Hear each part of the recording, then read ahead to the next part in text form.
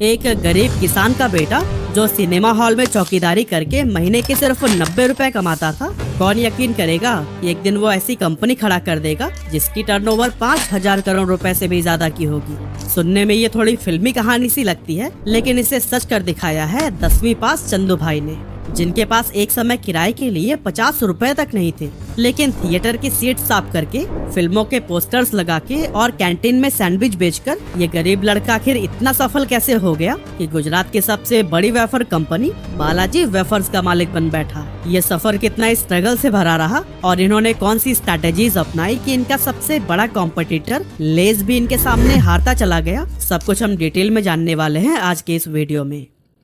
Actually बात है 1972 की, जब गुजरात के जामनगर जिले के एक छोटे से गांव के अंदर पोपट रामजी भाई विरानी नाम के एक गरीब किसान रहते थे, जो कि खेती करके ही अपने परिवार का पेट पालते। इन्हें खेतों के ही सहारे जैसे तैसे गुजारा हो रहा था, लेकिन एक साल ऐसा आया कि उनके एरिया में बारिश ही नहीं हुई और सारी फसलें बर्बाद हो गई। और फिर इसके बाद भी कभी सूखा तो कभी बिन मौसम बरसात ने पोपट रामजी भाई और उनके परिवार का जीवन मुश्किल में डाल दिया था। और फिर इन्हीं सभी प्रॉब्लम से ही तंग आकर उन्होंने 20,000 रुपए में अपनी पुश्तैनी जमीन बेच दी और फिर मिले पैसों को अपने 3 बेटों चंदू भाई विरानी, नेकजी भाई विरानी और भीखू भाई विरानी को बांट दिया, ताकि वो इनसे कोई व्यापार शुरू कर सके।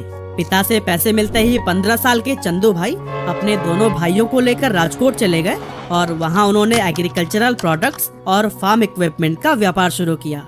अब डीलर को भी पता था कि इन्हें बिजनेस का कोई खास नॉलेज है नहीं, इसीलिए उसने महंगे दामों पर इन्हें नकली फर्टिलाइजर बेच दिया। इस तरह से चंदू भाई का अपना पहला वेंचर 2 सालों के अंदर ही बंद हो गया और तीनों भाई सड़क पर आ गए।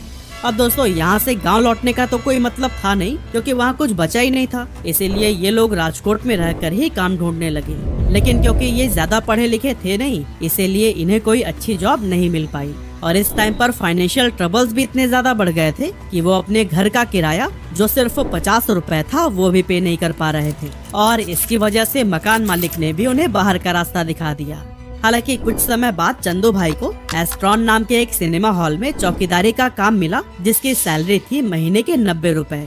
हालांकि चौकीदारी के साथ साथ कभी वो मूवीज की पोस्टर्स लगा दिया करते थे तो कभी कैंटीन में भी काम कर लेते थे, और फिर इस तरह से कम पैसों में ही सही, लेकिन जैसे तैसे करके उनका गुजारा होने लगा। अब क्योंकि चंदू भाई ईमानदार बहुत थे, इसीलिए कुछ ही टाइम के बाद उन्हें थिएटर की कैंटीन का ठेका मिल गया और अब वो इंटरवल के टाइम पर मसाला सैंडविच बनाकर लोगों में बेचने लगे।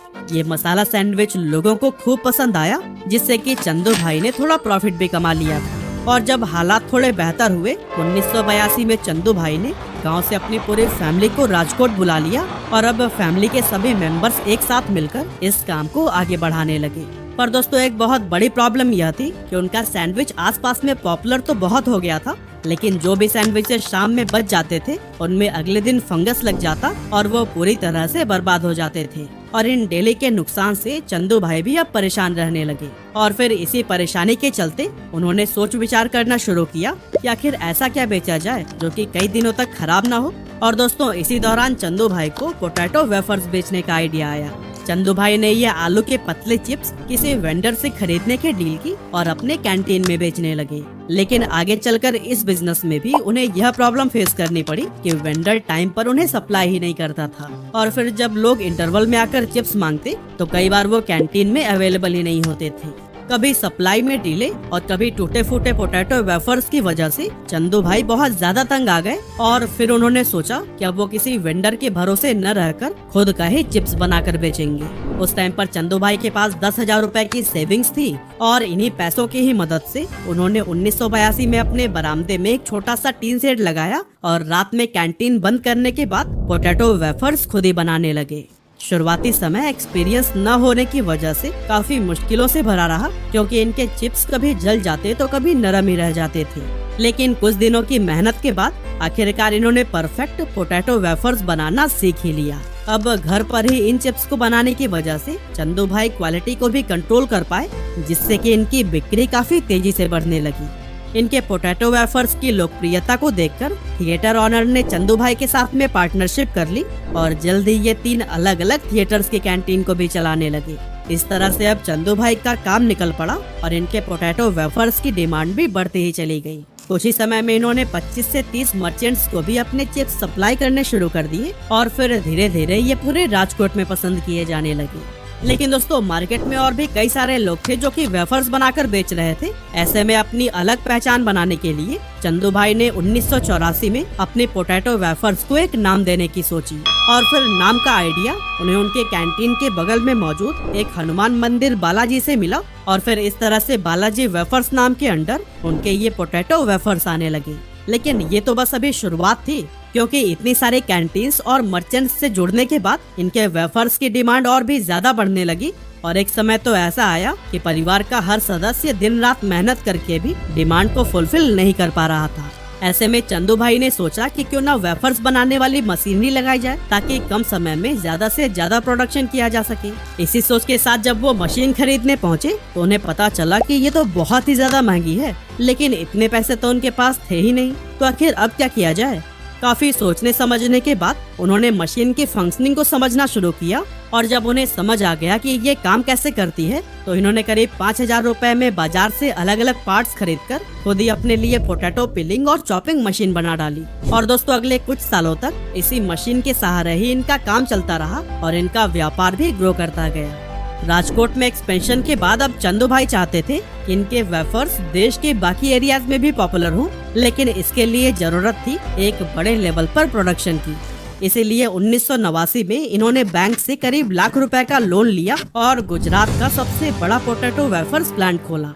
हालांकि उनका ये कदम काफी रिस्की था, क्योंकि उस दौर में बड़े इन्वेस्टर्स या फिर अमीर लोग ऐसे नए वेंचर्स में इन्वेस्ट करने से कतराते थे। ऐसे में अगर लोन लेने के बाद भी बिजनेस नहीं चला तो फिर लॉस का सारा बोझ उन्हें खुद ही उठाना पड़ता। लेकिन दोस्तों ऐसा समय आया ही नहीं, क्योंकि गुजरते वक्त के साथ इनका मार्केट शेयर और कस्टमर्स बढ़ते ही चले गए। इसके बाद आया साल 1992, जब इन्होंने अपने बिजनेस को एक प्राइवेट लिमिटेड कंपनी के रूप में रजिस्टर कराया और साथ ही अपने मैन्युफैक्चरिंग प्रोसेस को ऑटोमेट करने के लिए एडवांस टेक्नोलॉजी वाले मशीन्स का यूज करना शुरू कर दिया।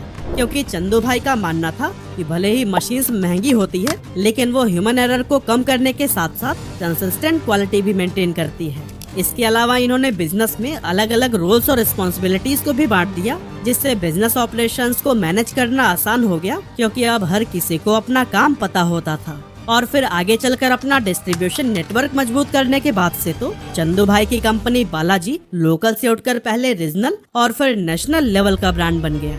हालांकि उस टाइम मार्केट में अंकल चिप्स, सिम्बा और बिन्नीज जैसे कई सारे बड़े बड़े ब्रांड्स थे, जिनके सामने किसी भी नए प्लेयर के लिए अपनी जगह बनाना बिल्कुल भी आसान नहीं था। लेकिन बालाजी ने अपनी मेहनत, लगन और बेहतरीन क्वालिटी के जरिए अपने प्रोडक्ट्स को मार्केट में पॉपुलर बना दिया। क्योंकि जहां उनके कॉम्पिटिटर्स अभी भी ट्रेडिशनल तरीके से चिप्स बना रहे थे, बालाजी ने इनोवेटिव तरीके को अपनाकर मार्केट में अपने ब्रांड को मजबूती से एस्टेब्लिश कर लिया था। और दोस्तों पता है, इनकी बढ़ती ग्रोथ को देखते हुए एक मल्टीनेशनल कंपनी ने ऑफर किया कि चंदू भाई 4,000 करोड़ रुपए में अपनी कंपनी को बेच दें, लेकिन चंदू भाई ने इस डील से साफ इनकार कर दिया। इसके कुछ समय के बाद बालाजी पोटैटो वेफर्स के अलावा नमकीन और कई दूसरे स्नैक्स भी बनाने लगे और इनके टेस्ट को भी लोगों ने खूब सराहा, जिससे धीरे धीरे ये गुजरात से निकलकर उत्तर प्रदेश, मध्य प्रदेश और इनके ही जैसे कई सारे स्टेट्स में अपने पैर जमाने लगे। इस एक्सपेंशन के साथ ही बालाजी इस बात का भी ख्याल रख रही थी कि कंपनी जो बना रही है वो लोगों की पसंद के अकॉर्डिंग है या फिर नहीं, क्योंकि चंदू भाई को बहुत अच्छे से पता था कि गुजरात के लोगों को जो फ्लेवर पसंद है जरूरी नहीं कि महाराष्ट्र, राजस्थान या फिर यूपी में वही पसंद आए। इसीलिए ये इस तरह के भी स्नैक्स को बनाने लगे जो कि लोकल टेस्ट को जस्टिफाई कर सके। यह काम प्रॉपर तरीके से होता रहे, इसके लिए इन्होंने अलग अलग स्टेट्स में अपनी मैन्युफैक्चरिंग यूनिट सेटअप की, जिनमें से 3 गुजरात के राजकोट, वलसाड़ और वडोदरा में, तो वहीं एक मध्य प्रदेश के इंदौर में लोकेटेड है। और इन मैन्युफैक्चरिंग यूनिट की कैपेसिटी हर दिन 1,000 क्विंटल्स पोटैटो वेफर्स और 5,000 क्विंटल्स नमकीन बनाने की है, जो कि दिखाती है कि इन्होंने कितना बड़ा प्रोडक्शन सेटअप तैयार किया है। अलग अलग जगह पर फैक्ट्रीज लगाने का फायदा ये हुआ कि ये लोकल मार्केट्स को बेहतर तरीके से सर्व करने लगे, जो कि इनके मार्केट शेयर को बढ़ाने में काफी मददगार साबित हुआ। यही वजह है कि 2006 में बालाजी वेफर्स ने गुजरात के पोटैटो वेफर्स मार्केट का 90% हिस्सा अपने नाम कर लिया था और फिर इसके बाद से इनकी ग्रोथ को कोई भी नहीं रोक सका। हालांकि तभी अचानक 2011 में कुछ ऐसा हुआ जिसने कंपनी की मुसीबतें बढ़ा दी।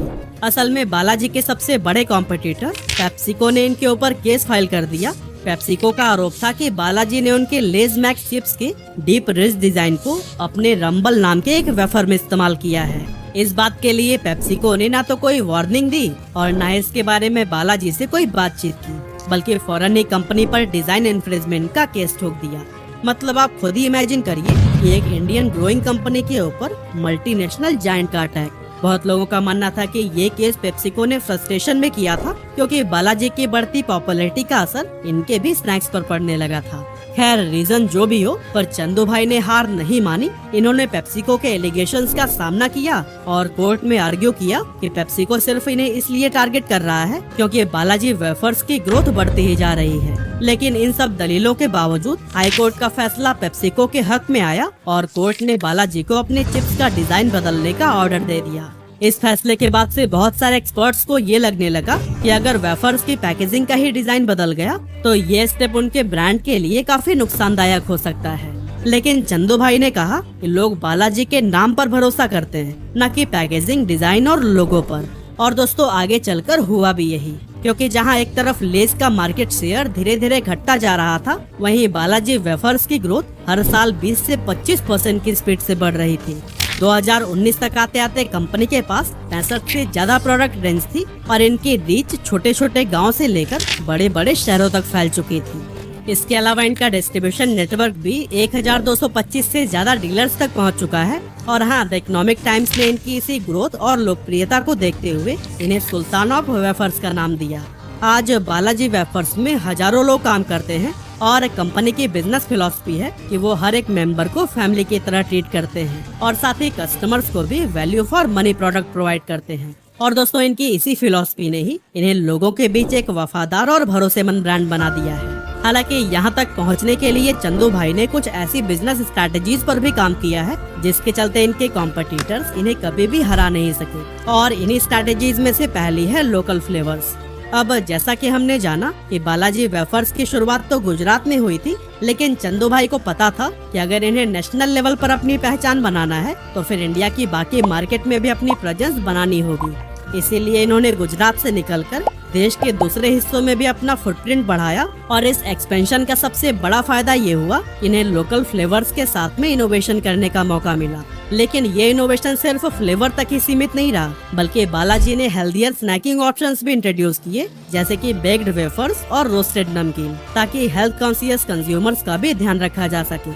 और हाल ही में इन्होंने अपनी हाउस मेड नूडल्स गिप्पी को लॉन्च करके भी नूडल मार्केट में एंट्री की है। इसके अलावा बालाजी वेफर्स ने इंटरनेशनल मार्केट में भी कदम रखा है, जहां यूएसए, यूके, यूएई और ऑस्ट्रेलिया जैसे देशों में इनकी एंट्री ने इन्हें ग्लोबल पहचान दिलाने का काम किया।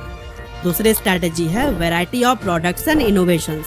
मार्केट में टिके रहने और खुद को कॉम्पिटिटर से अलग दिखाने के लिए प्रोडक्ट डाइवर्सिफिकेशन और इनोवेशंस बहुत जरूरी है। और बालाजी वेफर्स ने भी इसे बखूबी समझा और अपने प्रोडक्ट्स की रेंज को डाइवर्सिफाई किया, जिसमें इन्होंने 3 मेन प्रोडक्ट कैटेगरीज तैयार की। पहला है वेस्टर्न स्नैक्स, जिसमें 12 प्रोडक्ट आते हैं और ये वो स्नैक्स हैं जो कि ज्यादातर यंग जनरेशन और अर्बन क्राउड को टारगेट करते हैं। दूसरा है नमकीन, जो कि भारतीय घरों में बहुत पॉपुलर है, खासकर चाय के टाइम पर स्नैक्स के रूप में। और इस कैटेगरी में उन्होंने 23 प्रोडक्ट्स लॉन्च किए हैं। एंड थर्ड है वेफर्स, ये इनकी कोर कैटेगरी है जिसमें 12 प्रोडक्ट्स आते हैं। और बालाजी वेफर्स अपने यूनिक और क्रिस्पी वेफर्स के लिए ही सबसे ज्यादा जाने जाते हैं। और कुछ इसी तरह से कंपनी की थर्ड स्ट्रैटेजी है यूज ऑफ टेक्नोलॉजी। चंदू भाई शुरुआत में सब कुछ अपने हाथों से ही किया करते थे, चाहे वो वेफर्स को फ्राई करना हो या फिर उनकी पैकेजिंग। लेकिन इन्होंने जल्द ही ये समझ लिया कि मैनुअल काम करने में कंसिस्टेंसी की कमी होती है और इससे प्रोडक्ट की शेल्फ लाइफ भी कम हो जाती है। इसीलिए जिस समय दूसरे ब्रांड्स हैंडमेड चिप्स बना रहे थे, तब इन्होंने ऑटोमेशन का सहारा लिया और आज बालाजी वेफर्स दुनिया के टॉप फूड प्रोसेसिंग सप्लायर से मशीन इंपोर्ट करते हैं। इसका सीधा असर इनकी प्रोडक्शन एफिशिएंसी पर पड़ा है, जिससे इनकी कॉस्ट कम हुई है और ये मार्केट में कॉम्पिटिटिव एज बनाने में सफल हुए हैं। और दोस्तों इसी तरह से बालाजी वेफर्स की फोर्थ स्ट्रैटेजी है कस्टमर फर्स्ट। अब बालाजी वेफर्स की पूरी कहानी का सार भी यही है, इन्होंने हमेशा ही कस्टमर्स को किंग माना है। इनके लिए सबसे जरूरी यही था कि अपने कस्टमर्स को अच्छी क्वालिटी के प्रोडक्ट्स रिजनेबल प्राइस पर प्रोवाइड करें। जब दूसरे ब्रांड कस्टमर सेटिस्फेक्शन को नजरअंदाज कर रहे थे, तब बालाजी वेफर्स ने इसे अपनी प्रायोरिटी बना ली। इन्होंने कंसिस्टेंट टेस्ट और क्वालिटी को मेंटेन करने के लिए बहुत मेहनत की, ताकि इनके कस्टमर्स को हर बार वही स्वाद मिले जिसकी उन्हें उम्मीद है। बालाजी वेफर्स के डायरेक्टर श्याम वीरानी कहते हैं कि आपको हमारे क्वालिटी, क्वांटिटी और प्राइस का मैच किसी भी ब्रांड में नहीं मिलेगा। और दोस्तों, यही आत्मविश्वास और डेडिकेशन है जिसने बालाजी वेफर्स को मार्केट में एक स्ट्रॉन्ग ब्रांड इमेज दिलाई है। बालाजी वेफर्स की कहानी सिर्फ एक स्नैक्स कंपनी के ग्रोथ की कहानी नहीं है, बल्कि ये उस जज्बे की कहानी भी है जो कि हर मुश्किल को अवसर में बदल देती है।